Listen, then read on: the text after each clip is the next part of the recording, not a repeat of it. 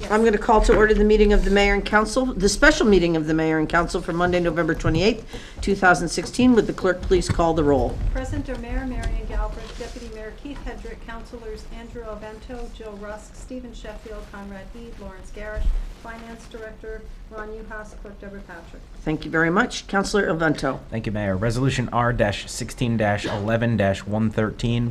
Therefore, be it resolved in accordance with the executed ground rules for the negotiations between the City of Groton and the Union and the provisions of the Connecticut General Statutes 7-474B. The mayor and City of Groton hereby accept the agreement, and the mayor is hereby authorized and directed to execute said agreement on behalf of the City of Groton. I so move. Second. We did discuss this last week. We actually voted on it last week, but we had not amended the agenda to include it. So we are properly voting on it tonight. So is there any discussion? Seeing none, all in favor say aye. Aye. Opposed? Abstaining. We can take a motion to adjourn. Motion to adjourn. Second. All in favor say aye. Aye. Thank you very much. We'll wait till 7:30 for our next meeting.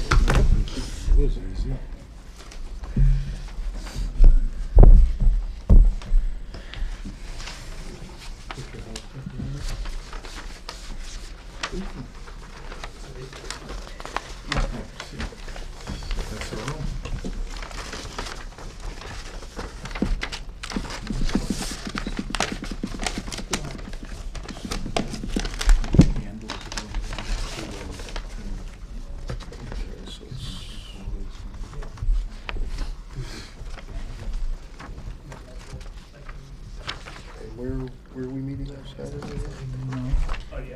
There's a bus from like by the post office, TJ Maxx area, Okay. Oh. over, and then we'll meet at like right in front of the water plant. Okay. Oh, similar to the 4th of July type of route. Okay. Yep. Wear your red hat. We can find the red hat. You'll have to find the red hat. You have one. I gave you a City of Groton red hat. And you have a city, you should have a City of Groton red jacket. Yes, You have the red and jacket. you Okay. might have a Might City be of two. Groton red Yeah. scarf. You might have a City of Groton red scarf as well. I guess I did. I can be there on Saturday. It's Friday, but I have conflict. Okay, well, the conflict we have on Friday, Saturday also is the Andrew Maynard thing, but I'm gonna pop over there. That's Friday. In my schedule. Oh, I thought you told me it was December 3rd. I have Saturday, 8 o'clock. Anyways, my wedding is not mine, but it's December 2nd. So Okay, well, I think you told us it was December 3rd for That's what I the, thought. Yeah, that's how I just. for the Andy Maynard, but from like 3 to 6 or 4 to 6 or something like that? 6 to 8. Oh, 6 to 8, then we're missing it. 6 to 8? Okay. But either way, I'll be there for the holiday parade. You'll parade be there lights. for the holiday parade, okay. Beautiful. That's great. Yeah, it says 4 to 6, December 3rd for the Andy Maynard. It was 4 to 6, that's what I 4 to 6. thought. Uh-oh. You don't know where you're going at any time.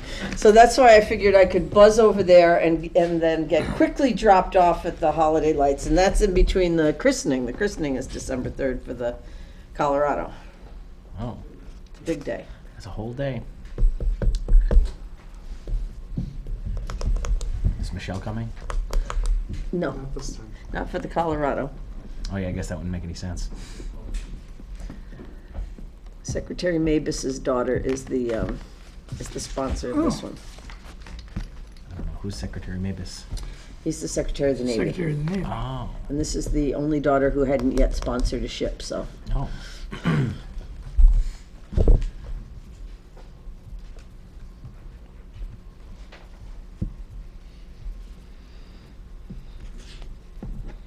Time? One more minute? One more minute? The very first day I went to work for the city was the day that they continued. Wow. Oh yeah? That must have been a busy first day. Actually, it was my first day, but that was on May 5th. And I actually started work May 21st. They were looking for bodies to. But they were. Yeah.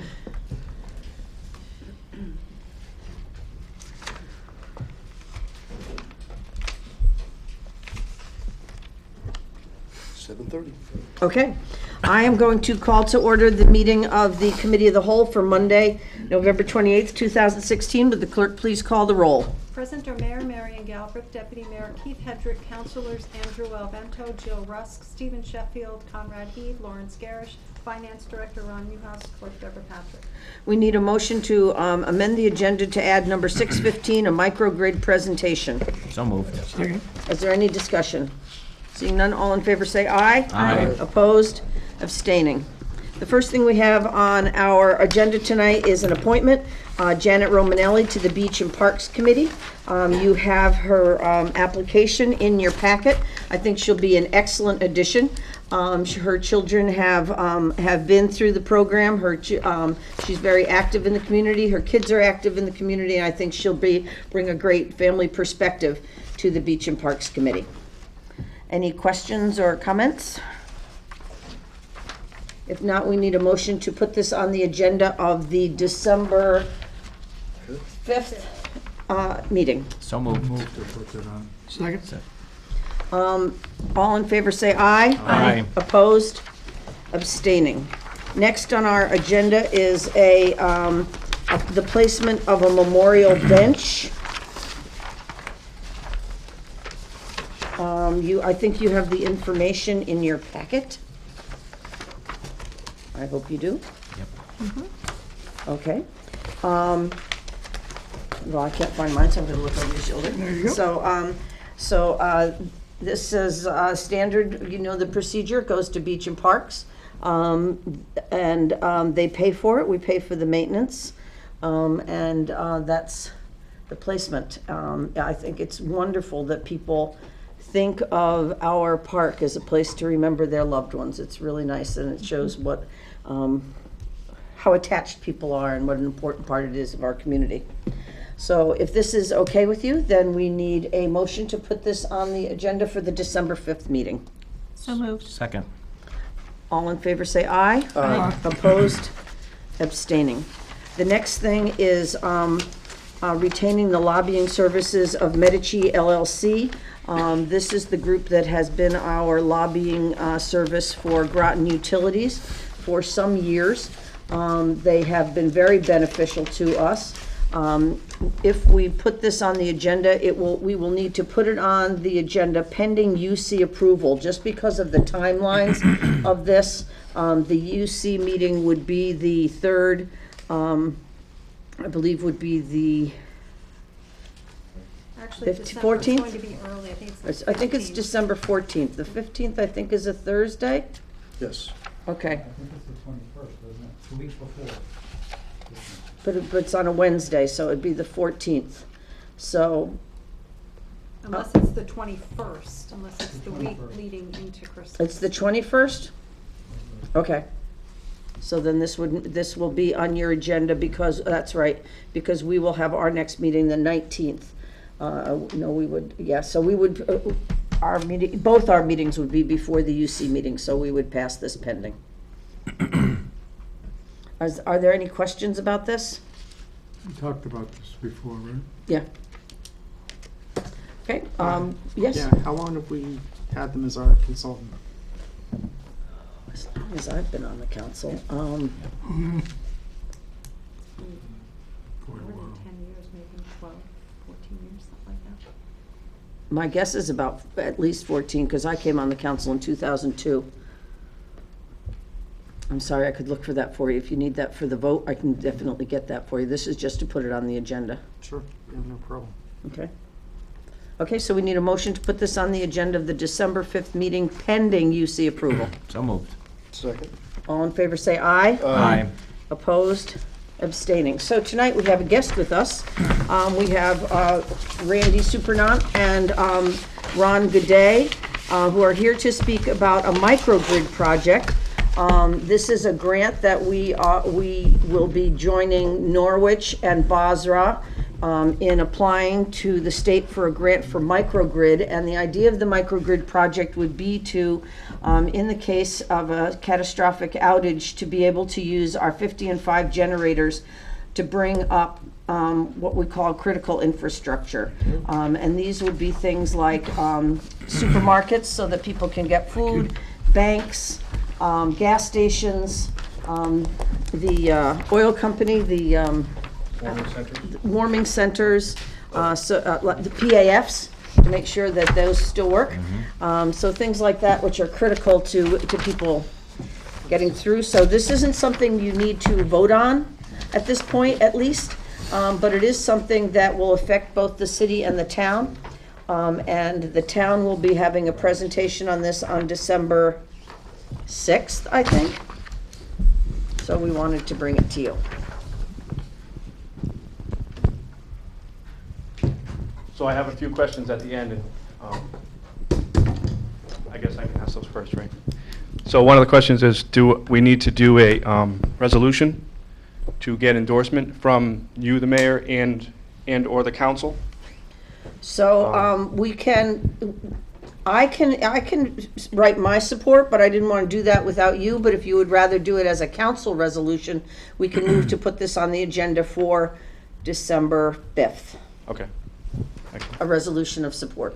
So the other question is, does the city council need a resolution to approve this grant application and the construction? So the way that the grant works is, it would be all-inclusive, paid by DEEP, the Division of Energy and Environmental Protection. 30% would be paid to our engineering, procurement, construction company per the award of the grant initially, and then in the construction and commissioning, once it's complete and the DEP gives us a blessing, they would give them the rest of the 70%. So Schneider, who we selected as our EPC, has agreed to essentially eat that money from the beginning process all the way through to the commissioning. So since we're not expending the money, does the money come through us in any way? Schneider will bill us, correct, yes. Schneider That will we bill will us. have to pass. When it comes Okay. time for us to have it, to approve a contract, Okay. then that would have to come through this group if there's any money coming through the city. Is that correct? Is Okay. the grant gonna be coming to us as well, and then there'll be the outflow? Yes. So we'll have to So accept yes, We'll have the to grant would. accept the grant. So Schneider would bill us, the grant would pay us per Schneider's bill, and then we would pay Schneider. So the only resolution we'd have to talk Yes. about tonight, though, is in support of the application Yes. for the grant. If the grant is then awarded, then we would go through the other steps. Okay, good, excellent. Okay, so that's what we want. We want, essentially, this is to educate you on what the grant is and what the work we've done so far. We partnered with CMEC Norwich, Boswell Light and Power, which is us as well, to do a KT analysis of the actual bidders. So essentially, we went out to bid for initially an owner's engineer, and that person is a professional electrical engineer in the field, and they helped us select engineering, procurement, construction company. So we had 4 applicants. I won't spend too much time on this, but we actually set up metrics and evaluated based on certain criteria that we all established together, Norwich, us, CMEC, and RLC, and Robin Kipnis, who's their counsel. We actually weighted what we wanted from them, and then we weighted how well they met those features. And so those numbers together came across, I think it was in the hundreds. And so we evaluated based on those numbers. Then, to follow up with that, we also did interviews with customers that they used, that they actually built the grids for in the past, to find out how well they did they meet the needs and what was prescribed, and how were they once it was built and constructed and commissioned? Did they just walk away and drop the mic? Or did they actually fulfill the needs of the customer from that point forward? And that was important to us, because we don't want them just to come in for the money for the grant, et cetera, and then say, okay, see ya, it's all yours, bye. We want them to stand behind their product and make sure that they follow up for years to come, and potentially build it out more. We see already, we've talked about it in shop, we already see a whole bunch of things we can add on to this. So we've got solar coming to Groton, and I'll get into that in a minute. But Yeah, so- let's just focus on this grant, Yep. because we have about 12 minutes left. Okay, so what we did is we worked with Schneider and the guys in the shop. So we've got I call it the Tiger Team. Brian Roach, George Scully. Brian's been here 25 years. Other guys, Mike Fedor's been with the company 40 years. And then Dwayne Rush and I are SCADA, and then Mark Cloudis is Boswell. So we sat around the table and said, well, how do we want to feed this, and where are the loads, et cetera? So the loads, what we designed the east side of Groton, which is the town mostly. But what we have is we have generation here, which is by our water treatment plant, right? You can't see it real well from here, but you can come up and look at it after. We've also got 2 generators down here, which is by the town water treatment plant. That's 10 megawatts of diesel generation. On the other side of town, we have Buckeye, which is Hess. So this 10 megawatts of generation built out to this infrastructure configuration, this is Long Hill Road right here. So Pequannock right up Long Hill Road. It's 2 separate feeders, but for the microgrid purposes, we can essentially feed that whole feeder, all the stores, grocery stores, et cetera, all the way up. This is the bridge up here. So we can go right up Long Hill Road and feed all the banks, grocery stores, et cetera, right on the main hub. And essentially, there's no trees, there's no infrastructure issues besides the pole line and the electricity to make sure that during a storm, et cetera, this is probably our strongest infrastructure right here going up through town. So you got banks, you got grocery stores, you've got Dunkin' Donuts, you've got the Regency is down here, which is elderly housing, et cetera. What we've added recently, which Schneider overlooked, was the senior center, which is over here on Newtown Road. That's a warming center. So the town, when we met with the mayor of the town last week, they asked us to add that. So you got the warming center here, there's a gas station. We have a line out going this way. There's gonna be 2 schools coming in soon, right? And we've been asked to try and feed those. So those would most likely be shelters, right? So that would be that infrastructure. It would also feed down to the town PAF, which is down here past the generators. It would feed up Newtown Road. This is Pequot Medical Center, which is important. And then up here is the hotel, right? So the Marriott. And hotels are important because, you know, during a hurricane, people have to evacuate Jupiter Point or things like that. They look to go to a hotel that's nearby. And because our infrastructure was up so quickly, the last couple of storms, people came here to use our hotels, which was pretty awesome, I thought. So, and Dunkin' Donuts and all the restaurants were full. You've got North End Deli. You've got a bunch of different authentication, pizza places, et cetera, all up and down this whole corridor here. So that's the west side. And what we did is we broke it out because... And it would also come down to the airport. Oh, so the airport, what we're missing here is, right now the airport is fed from Trails Corner, which is over here, yellow, right here. So what we plan to do is we can extend this 750 feet, and we can now feed it off this spider that we've created and actually feed the whole airport, AvCrad and all that, which is a training center and probably an important staple to have during hurricanes, et cetera. So that's east side. Then we go to west side. Oh, do you have a question? Okay. I have a quick question. Councilor Okay, This sure. all runs underground? No, this is overhead. So what these are is these are open conductors running right up, 3 phases running right up Long Hill Road. And what But- happens if they get knocked over in a hurricane? Then they would not be usable. Okay. Right. The nice thing about them is that usually what takes down the lines, even in a hurricane, is a tree falling on them. So there are no tall trees near these, so they're in less jeopardy, they're less vulnerable. Okay. Right. So the original microgrid thought too, and there's a bunch of different thoughts. One is that the grid goes down, which we were this close to having our utilities knocked out last year because we had one transmission line fall into the other transmission line over a month. They're on the same structure. So that could have certainly burnt down and now hit the third line, which is our other line, and we would have had no power. And we don't know how long it would have taken. In a microgrid situation where all of our infrastructure is fine, we could get these generators up and running in essentially no time with the automation that they're planning. Where in a hurricane, there's going to be concentrated damage, I'm sure, around the town. And so most of the feeders last hurricanes were out of Trails and Pequannock, but they were in the heavily wooded areas. So what the plan is this actually can isolate all those side tap feeders and only leave the trunk going. And what that allows us to do is concentrate now on this trunk and get those pieces up and running, and this would give us our hub, essentially. Right, so that's the idea. Go ahead. So we're taking 2 generators there? 4. So you have 4 There's there. 4 on that side. And the intent is to feed everything that's in the bid. Are you going to look at selectively isolating things in the event that you need the power? No, what we're doing, what Schneider's doing is they're actually sizing it appropriately so that we can maximize the effectiveness of the generators and run it as long as possible with the main hub feeders. So essentially, the grocery stores, we identified loads up and down Long Hill Road that they're going to feed right off this main hub, and I think a little bit of this goes out, and I think we're going to, like Laurelwood, I don't think we're going to feed that, and this is Drozic Dive, but there's no loads here.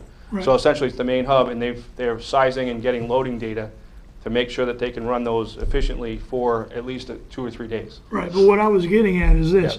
Yeah. When you're trying to feed, on submarines, we used to call it reduced electrical. Right. So you provided essential services. Correct.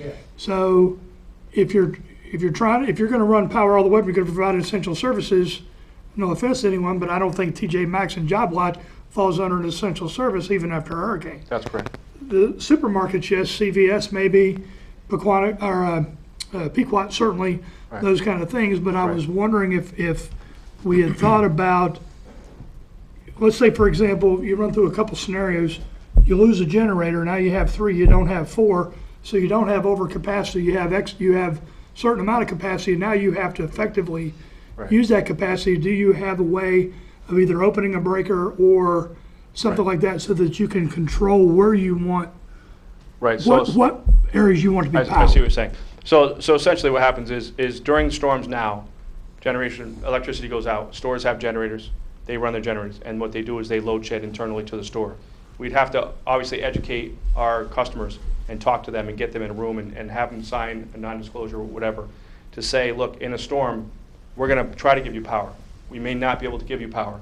We may have to shed you. So what we decided was it would be extremely costly if we tried to shed everybody off this that's not essential. Right. So there'll be essentially residual loads, if you say. So it'll feed up here. If it's extensive and it's not conducive to the running of the generators, then we'll add either a single phase or a 3-phase switch. Okay. The switches are about $25,000 to $35,000 Yeah. between the procurement, instruction, installation, and the integration with the SCADA system. So that's the cost of that. So we decided some of these, it was more costly to do the work than to just let them ride. And we're not talking huge loads here either. I mean, Okay. some of these gas stations, 20 kilowatts, Okay. right? got That's it. nothing. So Understand. some of these other stores, a bedding store, it's lights. So we evaluate some of that, and Schneider's certainly going to have more insight on that than we are, so we're trusting them a little bit. We're certainly going to look over the plan and say, well, we don't want this customer on, we don't need this customer on. And we can certainly go back and disconnect them manually if we have to. Sure. So that's part of the plan. So we haven't seen the final plan yet. They're expecting to have that in the next couple of weeks. So I'm going to move over now to, this is the west side. So west side is actually all city, right? So with the exception of, let me get my bearings here. So this is Buckeye, right? I'll start here. Buckeye obviously is a fuel depot. Comes And up the here. 50 and 5 We're going to generators shed, Run on diesel, right? so that's important. Right. So the diesel generators, we're going to need diesel. So we're going to hopefully try and get a contract with Hess and see if there's storage there. And if not, maybe move storage there so that we have it in the event. It comes up now Eastern Point Road, and this will come up to 5 Corners, which is right here, which the mayor and the town asked about that. And the mayor explained that this is a good gas station. There's 2 actually, I think, within proximity to that. This is Pequannock Road, and then it turns down West Street to feed the municipal building, which is police and the headquarters here in the EOC. So that's certainly important. So then, continuing down Eastern Point Road, these are all reclosers, which will help us isolate those loads that we talked about on side streets, et cetera. The PAF is up here, which I believe I have an ad. The PAF is in here. And then it continues up, and the generators are right here where my fingers are. Those generators, there's 2.5 megawatts each. So that's 5 megawatts. And then it will continue on, come up Grove Avenue, over to Pleasant Valley Substation, which is on the north side of the bridge, the highway. And then it will go up and feed the Stop and Shop Plaza, which is food and groceries, et cetera. It'll come out the backside and feed Walmart, which has supplies, et cetera. And then we've extended that recently to include the Hilton Garden, which would be another hotel and/or shelter. And then over here, you've got the other 2 hotels. You've got the Groton Motor Inn, and I'm not sure the name, Gold Star Inn and Suites. Groton. Groton. Right, Inn so Suites. this infrastructure we saw is important for people either out of town, right off the highway, right? All those people that aren't gonna have power, when we have power here, Right. they're gonna come here and stay in hotels. There's So- some other gas stations up there as well. Right, so those were, right now they're potentially out of scope, only because we wanna make sure that we get Hess, right? And if we wanted to, we could schedule, and that's another thing, that's probably down the road, we could actually set up rolling brownouts or rolling power distribution. But once the infrastructure, these are intended to all be automated. So there should be a side screen to our current SCADA scheme that would actually be a scheme for microgrid, where we hit a couple buttons, maybe hit a couple switches, and now it's up and running. And during the day and on regular business hours, you won't even know it's there. I mean, it runs now, right? I don't know if you guys even know that. The generators, the 17.5 megawatts, including Fisher's Island, runs now at 2:30 in the afternoon till about 7 p.m. to help shed the peak loads to keep our costs down, right? And it reduces our base load, and it's seamless to the process. So most of the customers that get the generation back on, They won't know if it's us or the generators or anything, because they're just seamless. And they're Tier 4, which is extremely clean, and that saves us carbons as well during this whole process. Questions for Randy? Yes, Councilor Heath. Couple of questions. It says the grant can go up to 15 million, so what is the over or total cost? Right, so for municipalities, the cap for municipals is 3 million. For Groton, though, it's been identified by the USDA as a necessity, as a region that's needed during outages, et cetera. So there's an additional 2 million. So for a municipality, for Groton in particular, it's a cap of 5 million.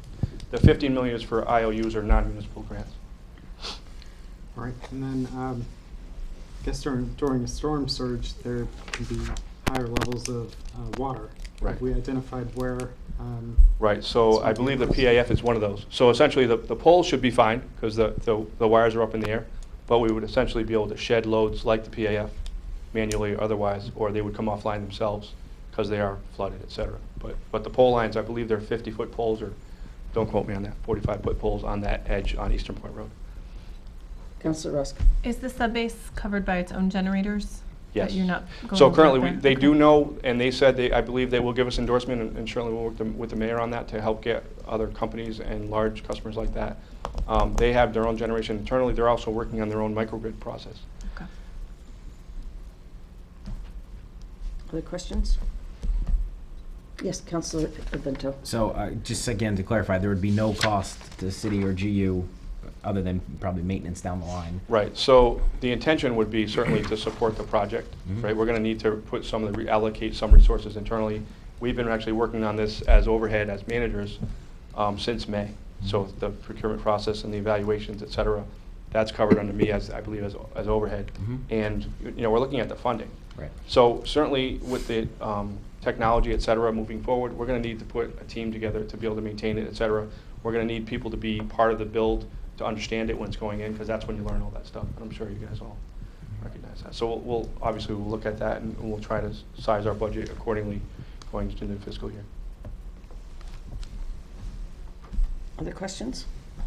Then if it's your desire to create a council letter of support, then we would need to put that on the agenda for the December 5th meeting. So moved. Second. Are there any additional questions or comments? I think this is a great idea. Yes, it certainly is. And Randy, thank you very much for all your work. Thank you for your support. And all in favor say aye. Aye. Opposed? Abstaining? That concludes our business for this evening. Motion to adjourn. All in favor say aye. Oh, second. Second. Okay. All in favor say aye. Aye. Opposed? Abstaining. Thank you very much.